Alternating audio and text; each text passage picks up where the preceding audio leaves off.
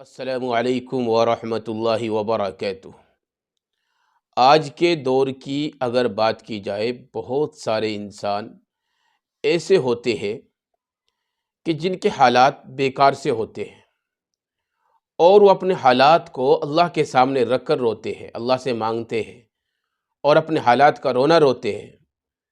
یعنی اللہ تبارک و تعالیٰ بہت سارے انسانوں کو تنگ دستی دے دیتا ہے، وہ اپنی زندگی کو بہت تنگی سے گزارتے ہیں۔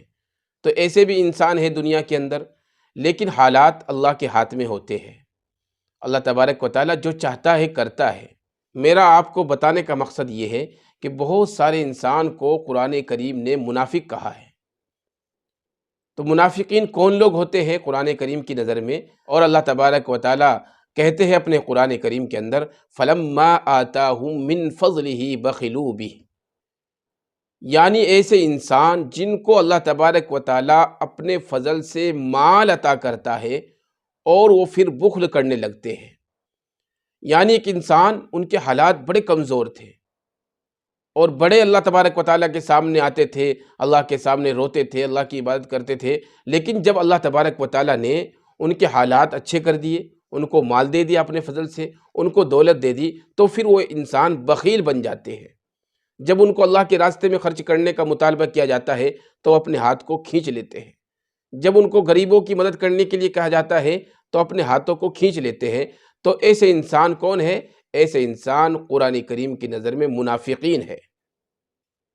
تو میرے عزیزو، اپنی کوئی سی بھی زندگی کو بھولے نہ، اپنی زندگی کا ہر دور یاد رکھے، اپنی زندگی کے ہر حالات کو یاد رکھے۔ اگر اللہ تبارک و تعالیٰ ہمیں کمزوری دے، تنگ دستی دے، اس کو بھی یاد رکھے، اور اگر اللہ تبارک و تعالیٰ ہمارے اوپر اپنے انعامات عطا کر دے اور ہم کو دولت عطا کر دے تو اس کو بھی یاد رکھے، دونوں کو یاد رکھے، تاکہ انسان اپنی ایک نارمل سی زندگی گزارے اور اپنے اللہ کو کبھی نہ بھولے۔ اگر اللہ دے تب بھی اللہ کو یاد کرے، اور اگر اللہ نہ دے تب بھی اللہ کو یاد کرے۔ ایسا نہ ہو کہ جب اللہ ہمیں دینے لگ جائے تو ہم بخیل بن جائے، ہم بخل کرنے لگ جائے۔ اس لیے میرے عزیزو، اگر ہم چاہتے ہیں کہ ہم اللہ کی نظر میں محبوب بن جائے اور اللہ کی نظر میں پسندیدہ بن جائے، تو جب بھی اللہ تبارک و تعالیٰ ہمیں مال دے تو اس مال کو ہم اللہ کے راستے میں خرچ کریں۔ اللہ کے راستے میں خرچ کرنے سے گھبرائیں نہ۔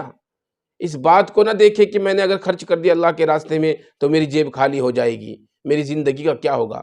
بالکل اس بات کو نہ سوچے۔ جو اللہ تبارک و تعالیٰ ہم کو دے رہا ہے، اپنے دل میں یقین رکھ کر خرچ کر دے اللہ کے راستے میں کہ جس نے مجھے پہلے دیا تھا وہ اب بھی دے گا۔ جب ایسا یقین ہم بنا لیں گے، انشاءاللہ کبھی بھی ہماری زندگی میں تنگ دستی نہیں آئے گی اور ہم بخیل نہیں ہوگے، ہم منافق نہیں ہوگے۔ اس لیے ہم اگر منافقت سے بچنا چاہتے ہیں، بخل سے بچنا چاہتے ہیں، اور اللہ تبارک و تعالیٰ کی نظر میں پسندیدہ بندہ بننا چاہتے ہیں، اور دونوں جہاں میں کامیابی چاہتے ہیں، تو ہمیں یہ اصول اپنا بنانا پڑے گا کہ جب بھی اللہ تبارک و تعالیٰ دولت دے تو اس کو بے دریغ، بے جھجک اس کو اللہ کے راستے میں خرچ کر دے۔